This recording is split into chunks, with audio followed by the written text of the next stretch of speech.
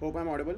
If there are any doubts, you can just post them in the chat section, and I'll answer them happily at the end. So yesterday a small topic was remaining. We are going to talk clinical things about contrast. These things are clinically very much important, and those are required in your day-to-day practice. So if you see the contrast material which we are going to be using for the CTs and CT scan specifically, so if the contrast material is checked, then the contrast can be first divided into soluble and insoluble. So soluble in the blood or insoluble. So insoluble contrast and soluble contrast. So insoluble contrast, which all the investigations are done, that is called as the barium. So it is very cheap and readily available, but the problem here is being water insoluble. In case there is any perforation, and if this contrast is going to get leaked into the blood, it is going to trigger a lot of reaction, and that is going to cause patient a lot of problems. So barium, as of now, many hospitals and many places do not use barium routinely. Hence now we have soluble contrast. In soluble contrast, we again have high osmolar and low osmolar. So in cases of high osmolar contrast, you know there is another contrast which is called as a gastrografin. Its osmolarity is almost 1200 to 1500. And low osmolar contrast, which we routinely use in all the CT scans, it is the iohexol. So what is the thing about iohexol? Iohexol is low osmolar contrast. The osmolarity is somewhere around 600. It is less nephrotoxic and easily soluble in the blood. But when we talk about gastrografin, it can cause a lot of tremendously local reaction in the blood vessels because of being high osmolar. Hence nowadays gastrografin is not given IV. It is only used as a therapeutic indication. If you remember, it is a gastrografin enema is used in cases of intussusception. Why is it used in intussusception? Because high osmolar contrast, when enters the bowel lumen, it is going to reduce the bowel wall edema and all the fluid is going to come inside, and that is the reason the edema is going to reduce and the intussusception will reduce by its own. That is the reason when you are going to study in pediatric surgery about intussusception, the first thing which we do is give a gastrografin contrast from the rectum, or per rectally we are going to give gastrografin contrast. So these are the things about contrast which are clinically important.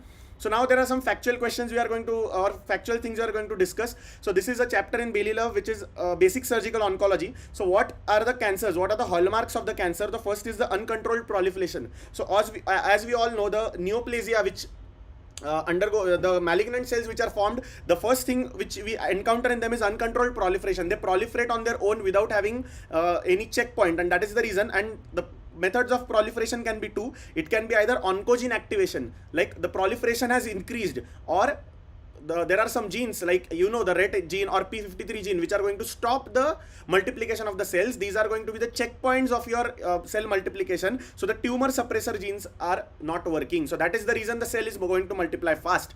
But it is not enough. It also requires some blood vessels to grow along with it. So angiogenesis is another important part of it, and angiogenesis is because of VEGF. We had studied VEGF during the process of wound healing yesterday. Then is an important factor of invasion. So cancer cells don't only multiply, but they also invade. So why there is invasion? So first thing is the pressure. So as the cell is going to increase in the size, it is going to cause pressure in the local system, and it is going to start the invasion of those things. And another important thing is proteolytic enzyme secretion. So these enzymes, once they secrete, it is going to breach the basement membrane, and then the cells can metastasize. So this is epithelial-mesenchymal transition. As you all know that epithelial cells, whichever cells are on the skin, they get the quality of mesenchymal cells. So mesenchymal cells are nothing but the cells which are present in the soft tissues. And after you get that mesenchymal origin, this is the key step in metastasis, because it is going to invade into the blood vessel easily, and then they are going to metastasize. Then there is immune invasion. As we all saw that the cancer cells down-regulate the immunity system. And this is the whole point of the new drugs which are immune checkpoint inhibitors.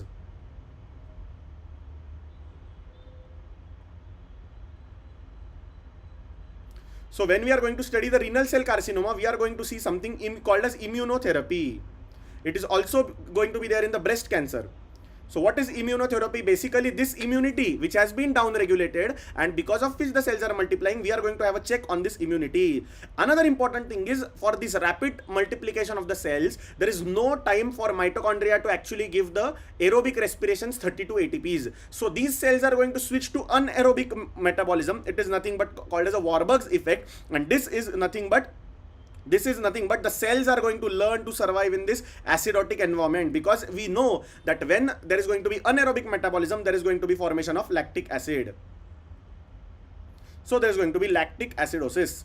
The cells are going to seed distally, as we all know that there is going to be metastasis, and the circulatory tumor cells can be detected in the blood. So nowadays the new tests are coming which are going to detect the DNA of those malignant cells in the blood. Whenever we are going to talk about malignancies at the respective chapters, we'll discuss about it. And also, as we said, because of this rapid multiplication, the cells cannot differentiate, and hence they behave like the original tissues. So they start to grow, they start to become the cells which are naive, they don't have their function. That is the reason in malignancy, the function of those cells are lost. The function of those cells are lost. So while treating any cancer, not may it be breast cancer, might be esophageal cancer. So one important thing which we are going to come across is MDT, a multidisciplinary team. What is multidisciplinary team? So multidisciplinary team consists of people who are medical oncologists, surgical oncologists, radiation oncologists, the treating nurse, the patients who are occupational therapists, physiotherapists. So all the people come together and discuss what is beneficial for the patient. So you are going to ask 3 questions in multidisciplinary team. So what are the 3 questions you are going to ask? So what is the diagnosis of the patient? So first question is, what is diagnosis? And what is the staging of the disease? So this is going to tell you about the disease itself and the staging of the cancer. The second thing which you are going to ask is, what is the goal of the treatment? So what is the goal of the treatment? So is it is the disease in the initial stage or is it in the advanced stage? So if an advanced stage or metastatic disease is going to be there, naturally you are going to switch from cure to palliation. So what is cure and what is palliation?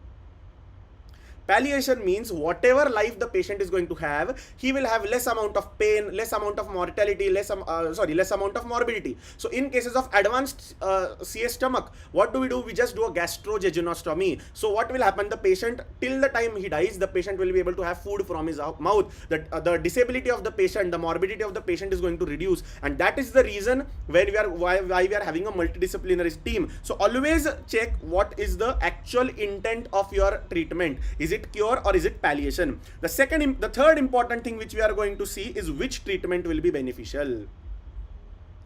Is it going to be surgery? Is it going to be the systemic therapy like chemotherapy, radiation therapy, immunotherapy, hormonal therapy? So there are a lot of therapies coming up, but which of the following is best suited for the patient? So in case a patient of CA prostate at the age of 95, we will not operate the patient, because operating itself will cause a lot of morbidity and mortality to the patient. So that is nothing but the 3 questions which are important to be asked. So what is the diagnosis stage? What is the goal of the treatment? And what treatment achieves with fewest possible side effects? So best thing for the patient, you are going to jot it down.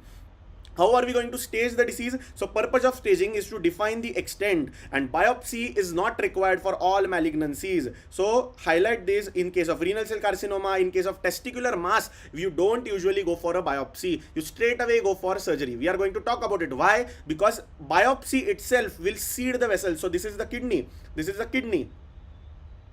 Excuse me for my drawing. So this is the kidney.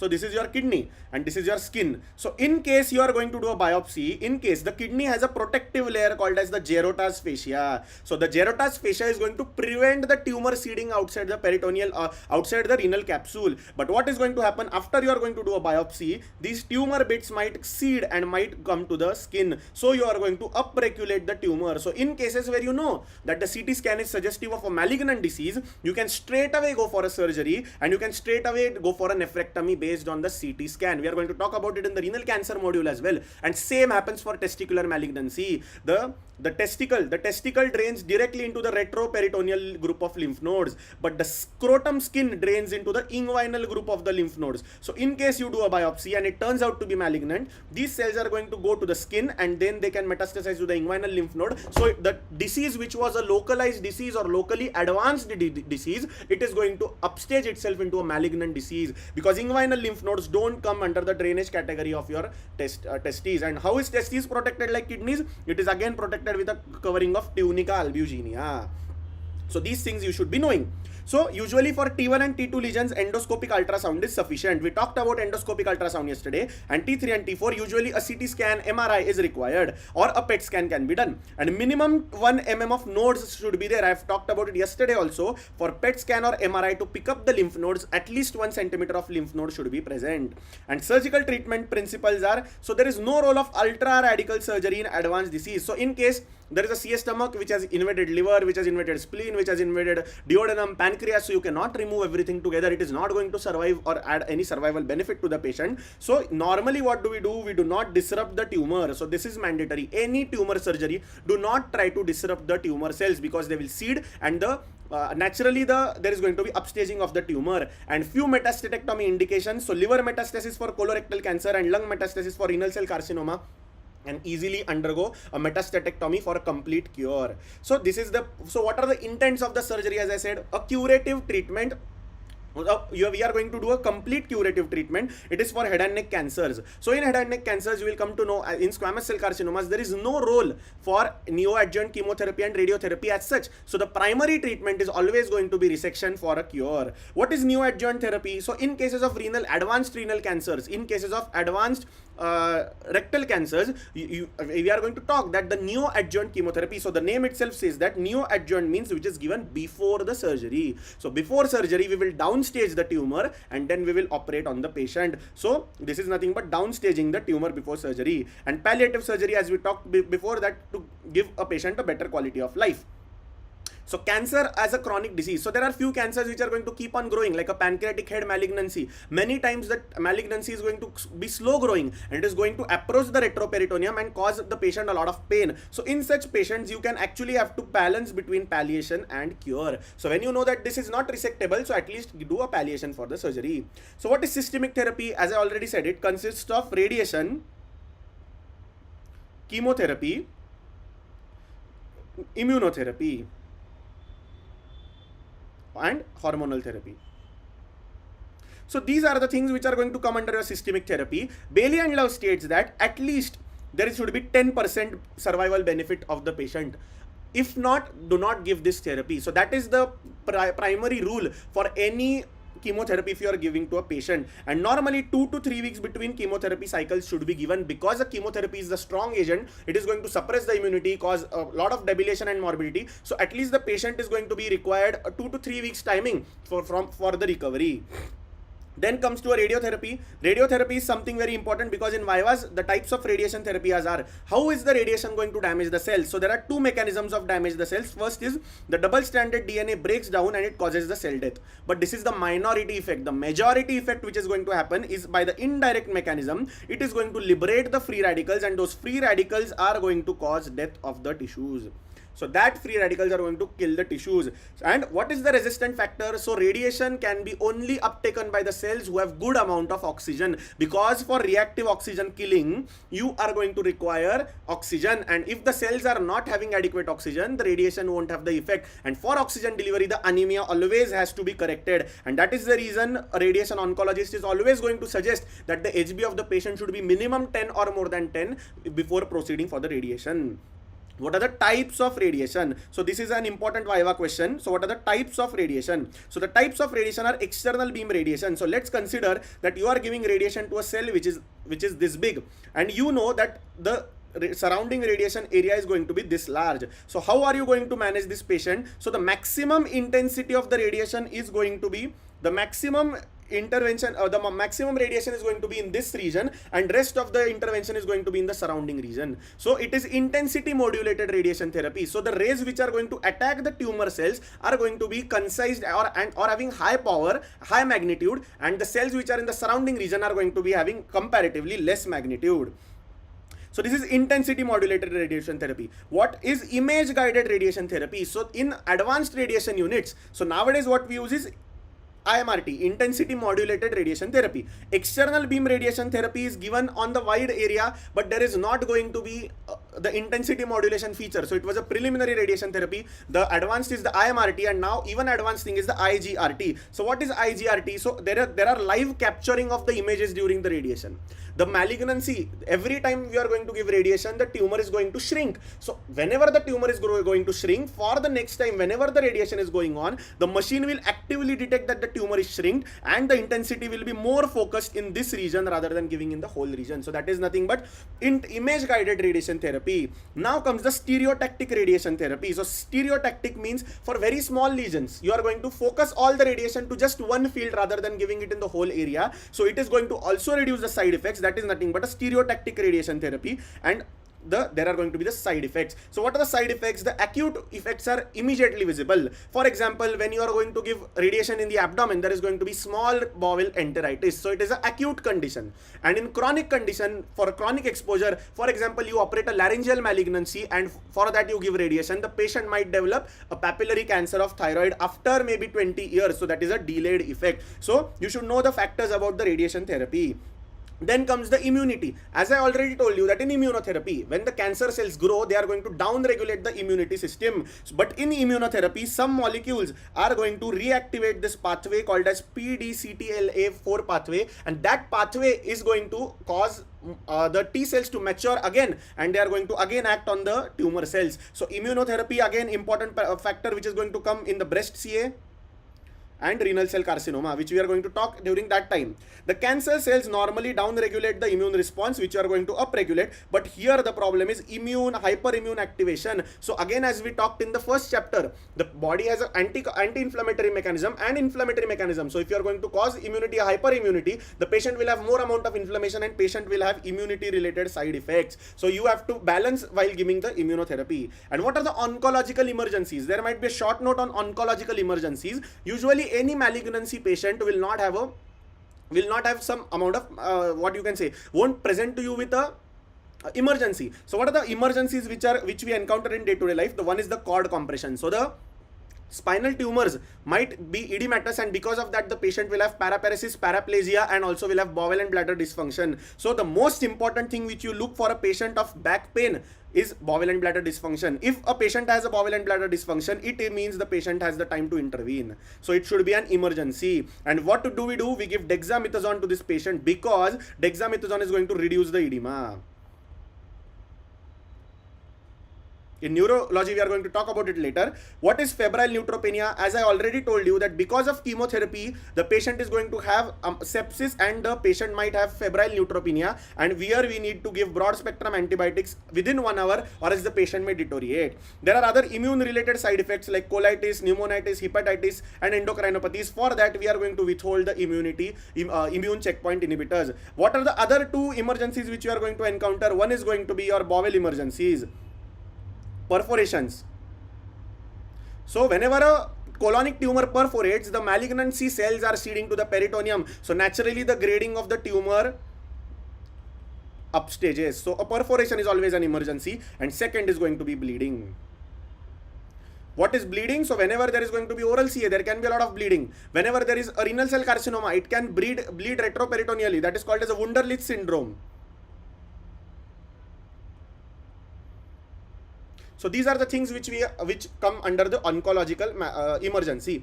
So that is all about the cancer seeding and malignancy. Now we are going to talk about basic surgical ethics. So what are surgical ethics? Again, a short note question in surgery paper. What are surgical ethics? So whenever you are practicing surgery, there are few things which you need to make sure that you are following them before doing any surgical practice. First is the autonomy. Autonomy means a patient has the right to defer the treatment if the patient is sane.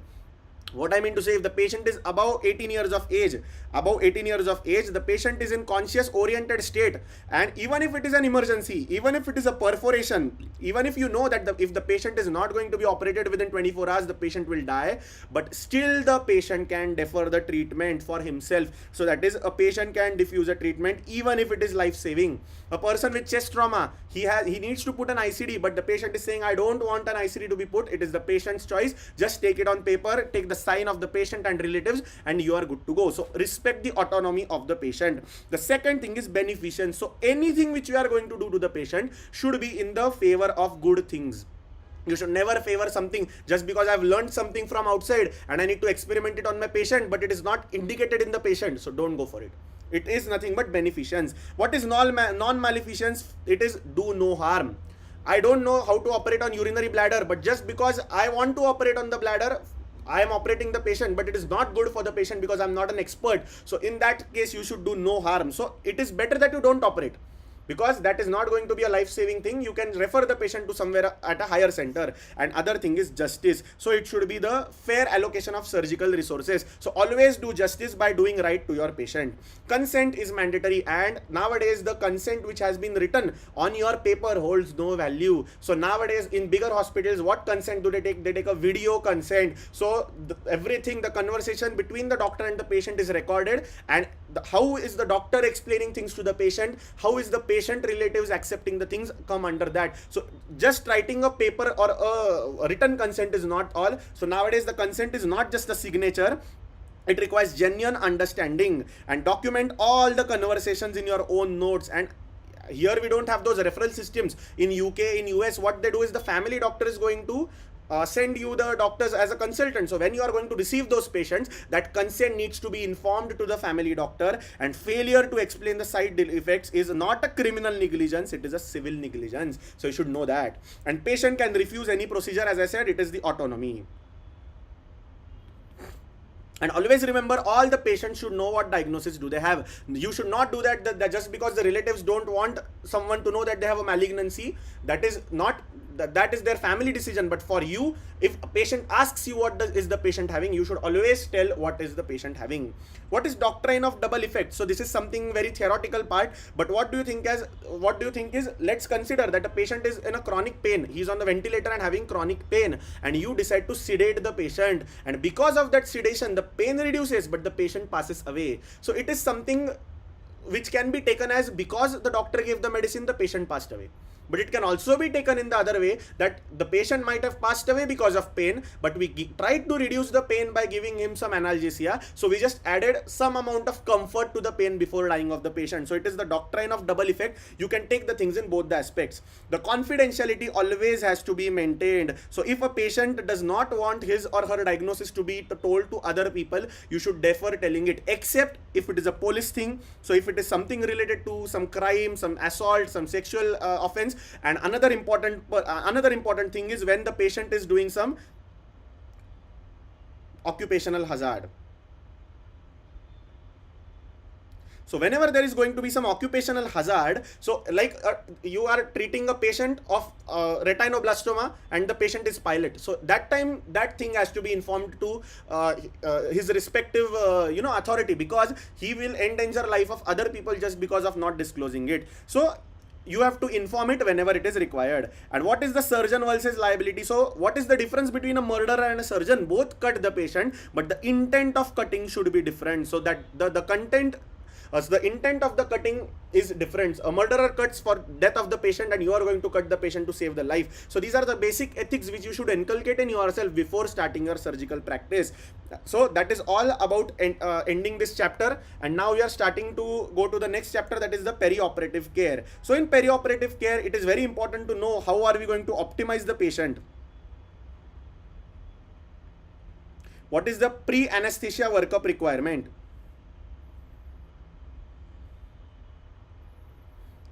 And the other important things like nutrition. So these things are going to be covered in this chapter. Very important for your exams as well as your general surgical perspective when you are starting a surgical practice. In large hospitals, you have a different team to optimize the patient, to check the patient. But normally when you are working in your own setup at a small hospital where there are not availability of a lot of staff, so you should know what are the things which should be, at least these are the bare minimum things coming from anesthesia, coming from medicine, which you should know as a surgeon before operating or treating any patient, or before taking any patient for any type of operation. So what are the 3 important things which a patient needs to be checked before operating on any patient? So first thing is, you have to exclude the valvular heart disease and heart failure. So that is the reason you should auscultate each and every patient and do an ECG.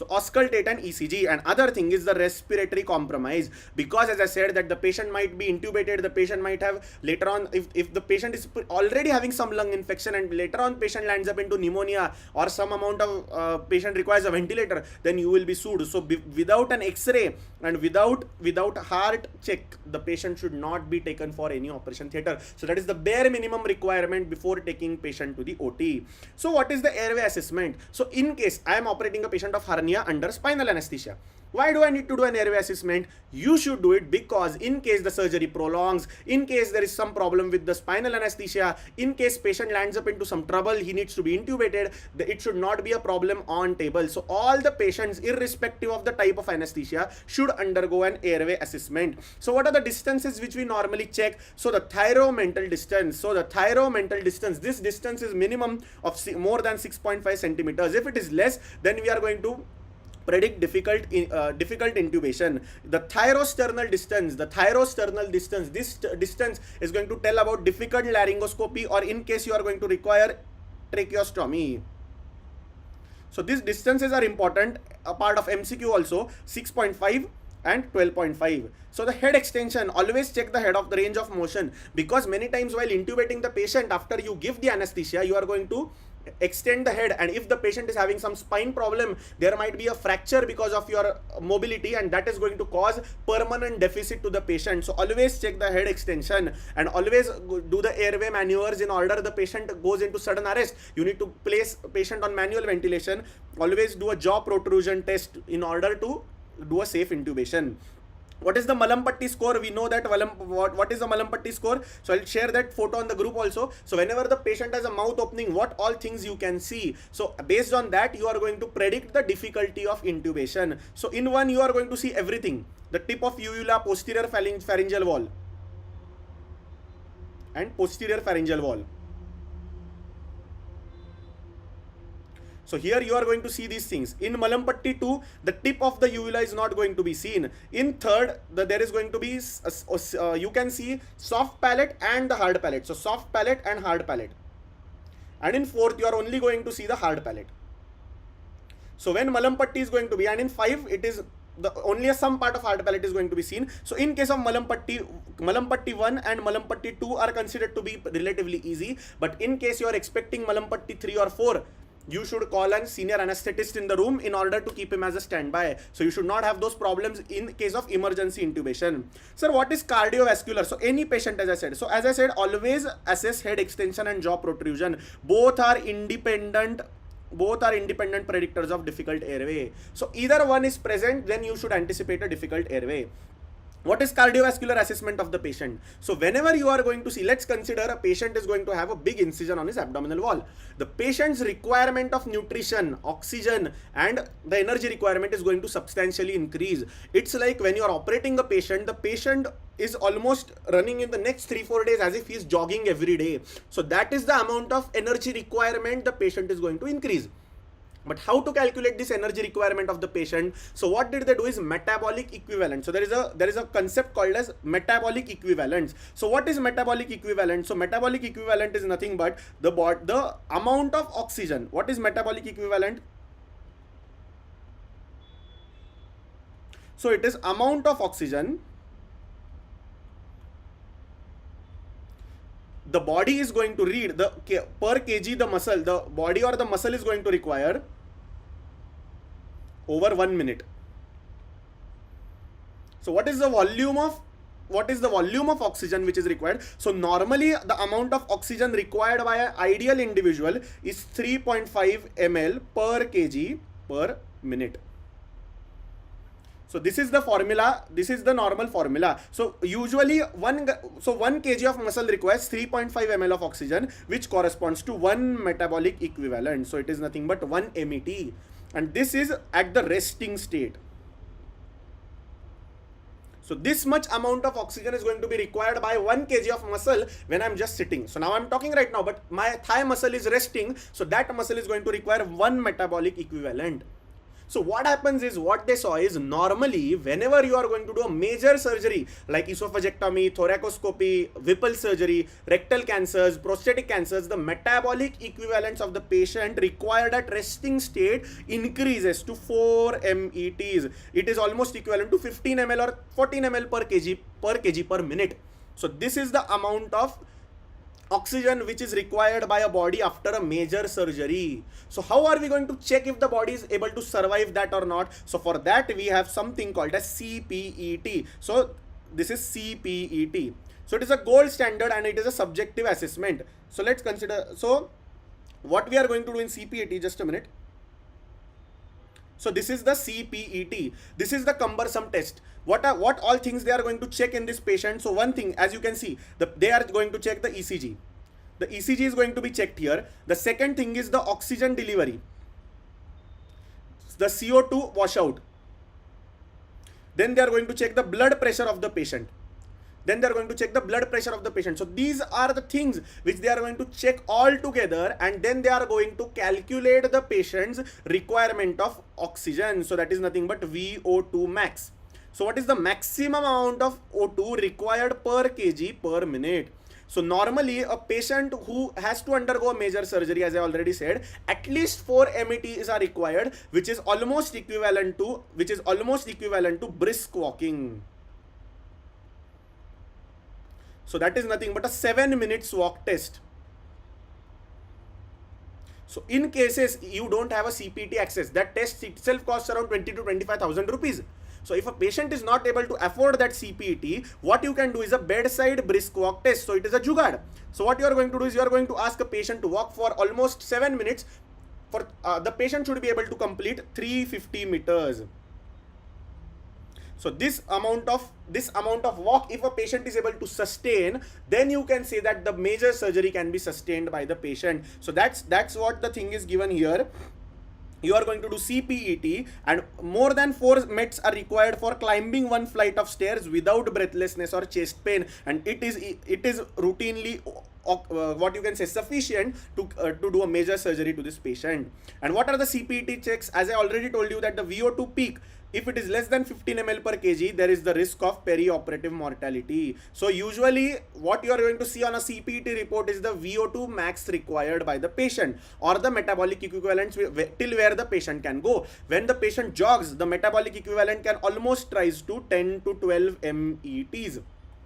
So if you can run around for 7 minutes, then consider that you have a good amount of health, and you can tolerate up to 10 times the load which you are currently tolerating. And that is the whole mechanism on which the army selection also occurs. So these tests are also done on the army personnel who are going to undergo special commando training. So if these people have good METs, then only the army personnel is referred ahead, or else they are not referred. So these are the things which are to be checked before any operation.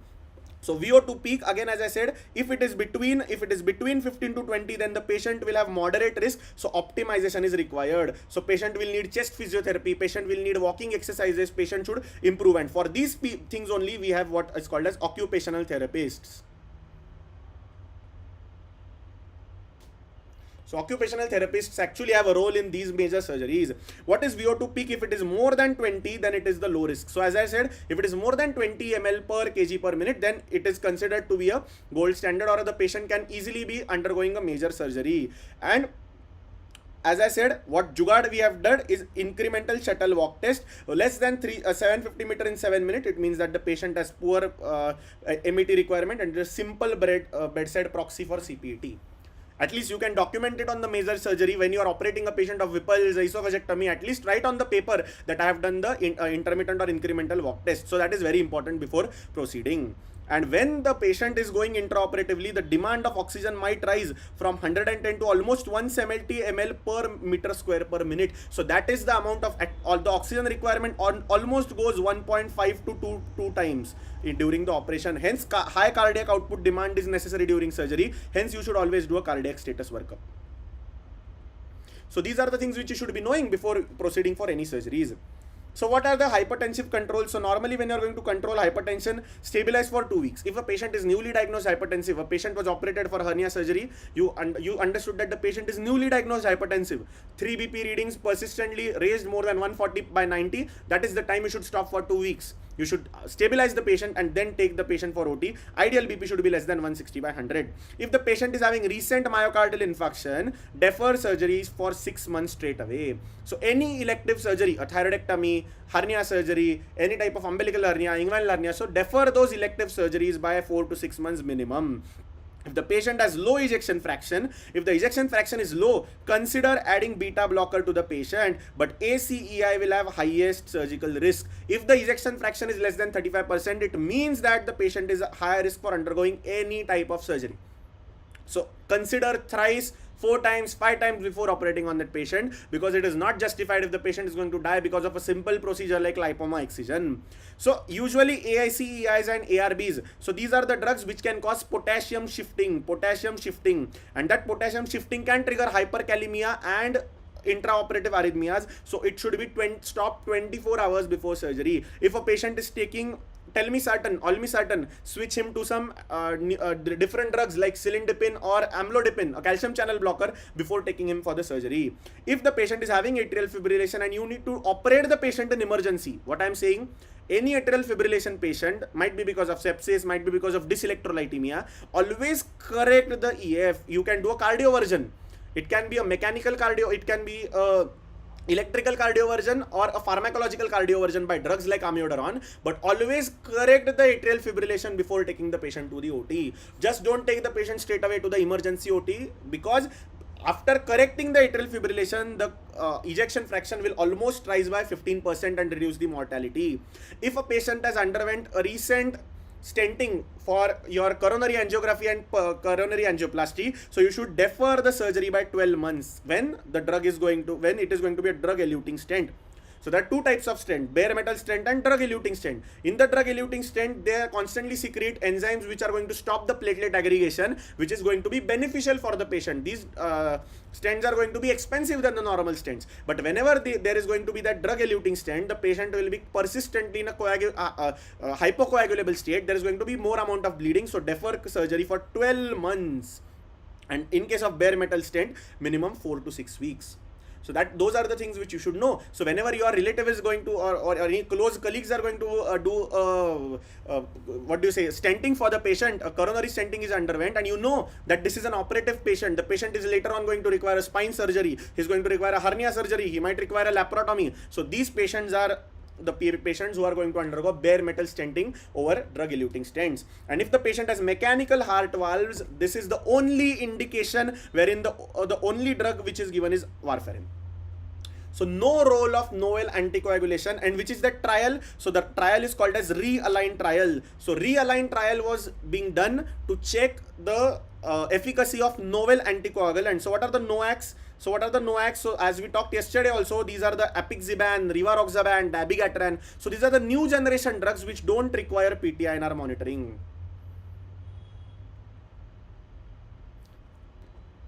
Warfarin requires PT-INR monitoring within 15 days. Every 15 days, the patient needs to get pricked, get PT-INR done. If the PT-INR has increased, then the patient's warfarin dose is to be reduced. If PT-INR has reduced, the warfarin dose is to be titrated. So these things are to be taken care of. But a warfarin tablet costs you around 50 paisa. And this rivaroxaban tablet costs you around 30 to 60 rupees. So that is the amount of money the patient has to bear. So when you go outside the country, warfarin is still available in the United States, in the United Kingdom, but for what? Only indication of warfarin is the mechanical heart valves, because a trial was started to start the novel anticoagulation, but that realigned trial was terminated due to patient harm. They found that the mortality of the patient has suddenly increased, so the novel anticoagulation is not recommended for prosthetic heart valves. So we have talked about this yesterday only. For warfarin, bridge it with LMWH. Novel anticoagulations 3 days before surgery minimum to be stopped. And if the patient is having renal function problems, dabigatran is usually avoided. In cases of OC pills, 4 weeks before this thing has to be solved, because they increase the patient's condition, which is going to increase the patient for DVT.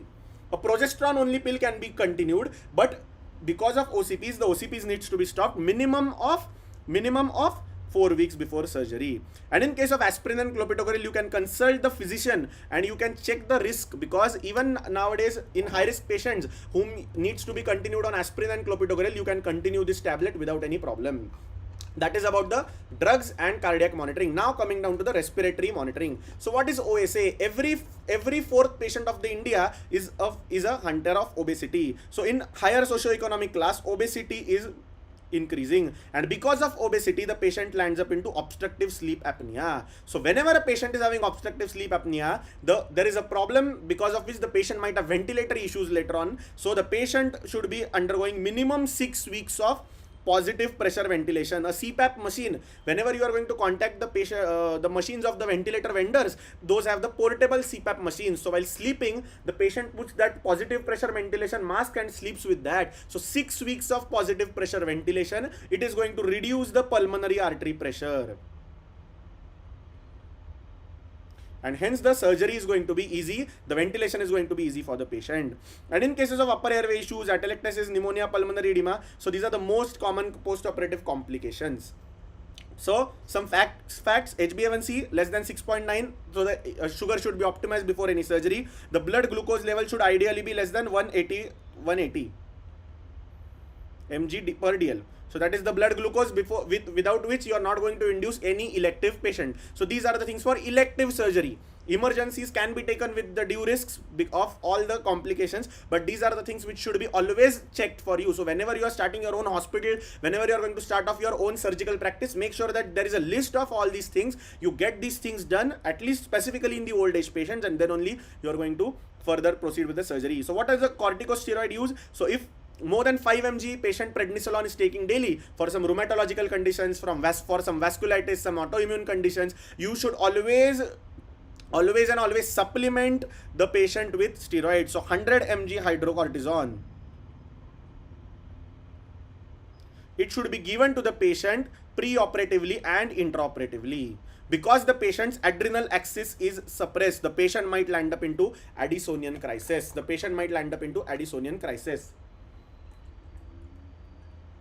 So I'll share a case with you. There was this 50-year-old lady who was admitted in the female ward. The patient had a grade 4 bed sore, for which we were managing her. The patient was bedridden for last 6 to 7 weeks. So we were not able to find out any possible cause of the patient who is bedridden. The patient was fat, the patient was ill looking, and the patient was actually not maintaining BP as well. So we were giving her fluids. We thought that the patient might be in septic shock. So we gave the patient noradrenaline. We checked for the septic markers, but the lactate was surprisingly normal. So after all the things which the patient was ruling out, the BP was not maintaining, that was the time when we clicked that the patient might be taking some over-the-counter medications. So we asked the relatives to get all the over-the-counter medications. The patient was taking this 15 mg prednisolone tablet per day, which was abruptly stopped. And because of stopping of those tablets, the patient went into the Addisonian crisis, and the patient was bedridden for last 4 to 6 weeks. And that is the reason, after supplementing her with hydrocortisone, the patient recovered. So whenever you are not finding any cause of hypotension, always check for the endocrine causes. Do a thyroid function test, and always you are going to do a cortisol test, or you are going to try supplementing with hydrocortisone. So these are some scores which are given in Bailey Love. So ASA score is very important, which we are going to use routinely in your practice. There is a POSSUM score, CPET score. CPET is important, as we already said. There is a NC-POD classification. It is important for surgical justification of surgical justification. This score is important, so I've mentioned it in the notes as well. And there is a Duke's Activity Status Index. So if you can see here, this is the Duke's Activity Status Index. But it is again subjective. Can you climb the stairs? Can you walk indoors? Can you walk 1 or 2 blocks? So it is again subjective, so not in use. CPET and 7 minutes walk test is important. What is ASA? So ASA 1 means the patient has no comorbidities, patient is stable. So 1 is no comorbs. 2 means it is a controlled comorbidity. Third is uncontrolled.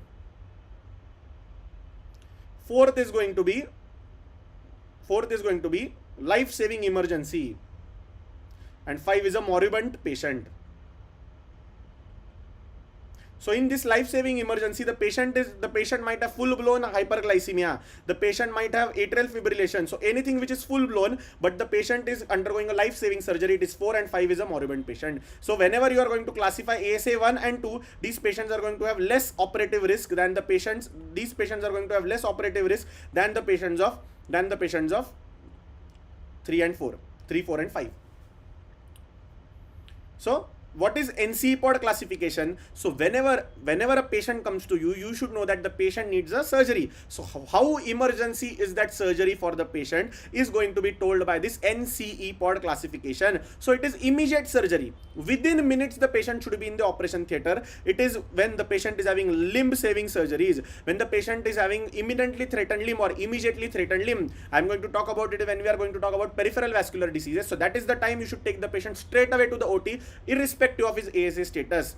Urgent, when the patient has perforated viscus, the patient needs to be resuscitated first, few IV fluids should be given to the patient, and then the patient needs to be operated in order to tolerate the surgery. Till that time you can stabilize the patient, but you don't have much time. Only say 2 to 4 hours is the time which you have. Expedited is the patient is early, the patient is the patient needs operation, but the patient can wait for a couple of days. So a day to some few days is what is important. So it is like malignant obstruction. You know that the patient is having CA colon, patient is in subacute obstruction, patient is not able to tolerate the feeds orally. So what is the thing which you are going to do? You can actually wait for a few days, stabilize the patient, and then take the patient for surgery. So you need to weigh the risks and benefits. So this is the place where you are going to weigh the risks and benefits. And elective means it is a planned surgery according to convenient time of the surgeon and the patient. So patient says I have an inguinal hernia, but I need to do it 4 days after because I have my job. So it's all right. You can call the patient after 4 days and you can get the hernia surgery done. And what, as I talk to you, there is a fundamental called as day case surgery. So the patient comes in the early morning, he's NBM for last 4 to 6 hours, the patient undergoes a surgery, and then you are going to discharge the patient on the same evening. So I told you yesterday, the patient is to be mobilized by himself, he should be tolerating oral fluids and analgesia. The pain control should be adequately over the analgesia, oral tablets. No expected complications during the surgery. So you are confident about the surgery, and the patient lives within 1 hour of the hospital and is accompanied by a responsible adult. So this is very important. And the patient's diabetes should be managed pre-op.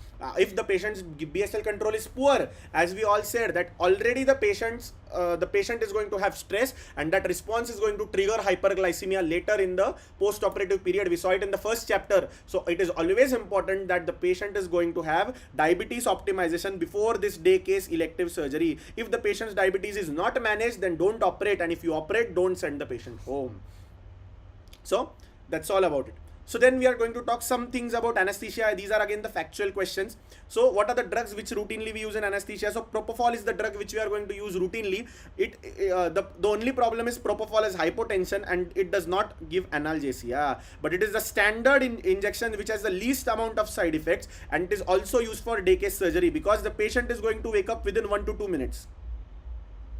So this is very important. The patient is going to wake up within 2 minutes of stopping the propofol. So that is very important. The half-life is very small, and that is the reason the patients are, and the side effect profile is very less. So propofol is given. Sir, thiopentone. So thiopentone was initially used, but nowadays it was not used because of its other complications. It has the hangover effect. So the patient is going to have myalgias, pain, some delirium for almost 24 hours post-surgery, and that is the reason in day case surgery it is contraindicated. Nowadays everything is switched to the propofol. But where do we use it? One important side effect of thiopentone was it used to reduce the intracranial tension. So they utilized it as a therapeutic effect, and now they are implementing it in the neuro anesthesia. So these are one-liners which even your NEET PG questions have.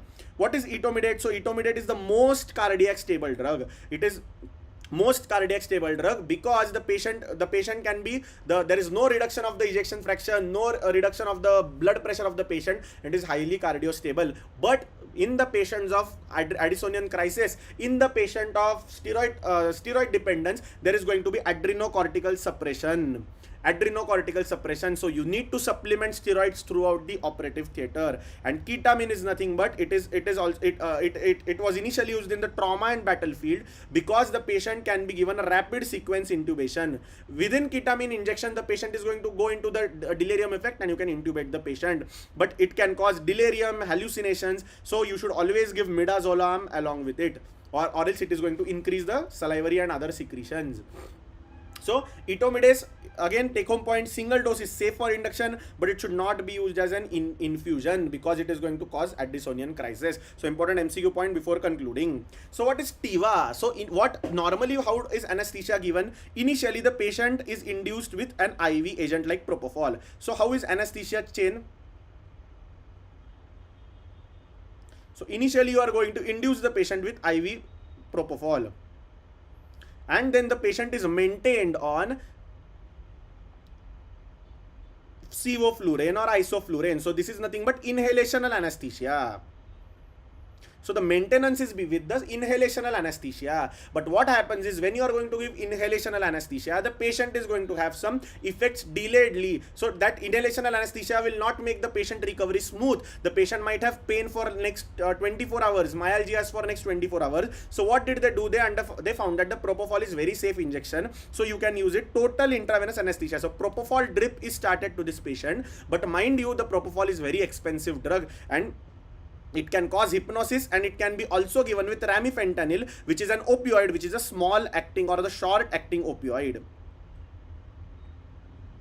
So this is the new advent of TIVA, and it is preferred in day case surgery. And what does it do? It causes minimal postoperative nausea, vomiting, rapid clearance, and no malignant hyperthermia trigger. So as we all know that if we are going to give a muscle relaxant called as scoline, succinylcholine, scoline, the scoline is going to cause the patient to go into something called as a malignant hyperthermia. So these side effects are negated here, and hence total intravenous anesthesia was introduced. So what is rapid sequence intubation? So again, when the anesthesiologist is going to intubate the patient, they are going to give the patient first the induction agent.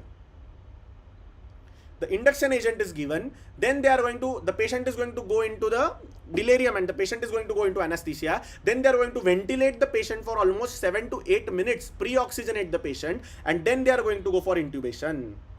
So pre-oxygenate. When the patient is unconscious, they are going to pre-oxygenate the patient, and then they are going to go for intubation. But the problem is, if the patient's stomach is full, you are operating an emergency patient of a perforation, the patient's stomach is already full, despite RT, the fluids are not coming out and the stomach is still full, there is a risk of aspiration. What do? Instead of going for induction followed by pre-oxygenation, a plain oxygen mask is placed for 10 minutes, the agent is induced, and immediately the patient is intubated. So that is rapid sequence intubation. And in rapid sequence intubation, there is a problem when the patient is having full stomach, GERD or obstruction emergency. The technique is pre-oxygenate, then you are going to give the IV induction agent, then the muscle relaxant, put cricoid pressure and intubate the patient straight away without actually oxygenating after giving the anesthesia. And for the rapid sequence intubation, if you are going to use the succinylcholine, the patient is going to have myalgias, hyperkalemias, so you should avoid them in burns. In burns, what is going to happen? Because of that burnt wound, there is going to be cell destruction, and because of that cell destruction, there is going to be lot of potassium coming down into the blood, and that potassium which comes into the blood is already hyperkalemic. So avoid using this succinylcholine. So if you know if you know the basic principles of muscle relaxants. So muscle relaxants are polarizing or non-depolarizing? Depolarizing or non-depolarizing? So what happens is, in depolarizing, it's like you are irritating your parents to keep quiet. So you know that when you are going to irritate your parents for 20 minutes, 30 minutes constantly, after a point of time, they are going to leave talking to you. They are going to be like, I am going to sit silently, you do whatever you want to do. So in the same manner, the succinylcholine acts on the cells persistently, irritates them. The muscle contraction is persistent, so much that the calcium is going to get out of the muscle and no more contraction is possible. So then the muscles will go into flaccid paralysis. And because of those rapid triggers of contraction, there is going to be potassium coming into the blood. Hence those scoline, the action of scoline is very short, but the patient is going to have problems like hyperkalemia and malignant hyperthermia because of the rapid contractions. So whenever you push scoline to the patient, you are going to see for muscle twitching all over the body. So very much important. So for that, to counter that, they got the new drugs which are non-depolarizing, but these are long acting. So once you are going to give the muscle relaxant, and in case the patient is not going to be intubated, then there is a problem. There is no, because of paralysis, there is no diaphragmatic movement, there is no hand movement, no limb movement, and you are not going to be able to intubate the patient. There is going to be a problem. So usually what anesthetists used to do, first they used to give the depolarizing agent. After depolarizing agent, it was short acting, 3-4 minutes. The patient used to stop breathing on its own, put the tube, and then convert or switch into the non-depolarizing agent. But because of because depolarizing have obviously longer half-life and they are having less side effects. But to prevent that, because of these complications of depolarizing agents, now what have they done? They have introduced nothing called as the newer generations of depolarizing agents, which are yes, rocuronium, which is a short acting like suxamethonium, and for that we are going to use it is used as an alternative for rapid sequence intubation, and it has a reversal drug which is called as a Sugamadex. So Sugamadex is going to reverse the action of rocuronium within no time. So in case you feel that the patient is not being able to intubate, you can give Sugamadex. The patient is going to start spontaneous ventilation within no time. So how are we going to give analgesia to the patient? So for giving analgesia, you can have epidural catheter, a Bayer's block, or nerve blocks. So nerve blocks are usually used in orthopedic surgeries. Bupivacaine and ropivacaine is the drug which is used, and USG guided. Why ropivacaine and bupivacaine? Because prolonged action for almost 3 to 4 hours. Mind you, bupivacaine is very cardiotoxic. I will share you one example. A patient who was being operated for a very minor procedure, accidentally this bupivacaine got injected in the artery and the patient landed up into cardiac arrest. So rightly given here, a bupivacaine, local anesthesia, systemic toxicity. Local anesthesia is to be infiltrated locally. So if that local anesthesia by chance goes into the vascular compartment, then it is going to cause tremendous problems. So this is the last is a medical emergency. A bupivacaine, if it is injected, it causes irreversible cardiac arrest if given intravascularly. So never play with these anesthetics on your own. If you have an anesthesia by the standby, then it is good, or else a lignocaine is equally good. So a lignocaine has its activity for maybe 15 minutes. So any procedure which can be done in 15 minutes, or you can repeatedly give those injections after 15 minutes, perform any surgery under lignocaine cover. Don't try to play with bupivacaine and ropivacaine because these can cause tremendous problems. Sir, what is Bayer's block? So what you do is you tie a tourniquet over on your arm and inject the local anesthesia, which is the prelocaine, from your vein. So what happens is the venous blood cannot go back to the heart, and the blood circulates over all the limb, and this limb is going to be anesthetized. So it can be then given for 20 minutes. So for doing minor arm procedures like removing a lipoma, doing a small plate fixation, for 20 to 30 minutes, if you need an anesthesia, you can give a Bayer's block. So again, an MCQ which comes in your NEET PG as well, and some part of questions as well, but it is required. And always remember that after giving anesthesia to the patient, when you are going to place the patient on the operative table, the positions which you do give matter.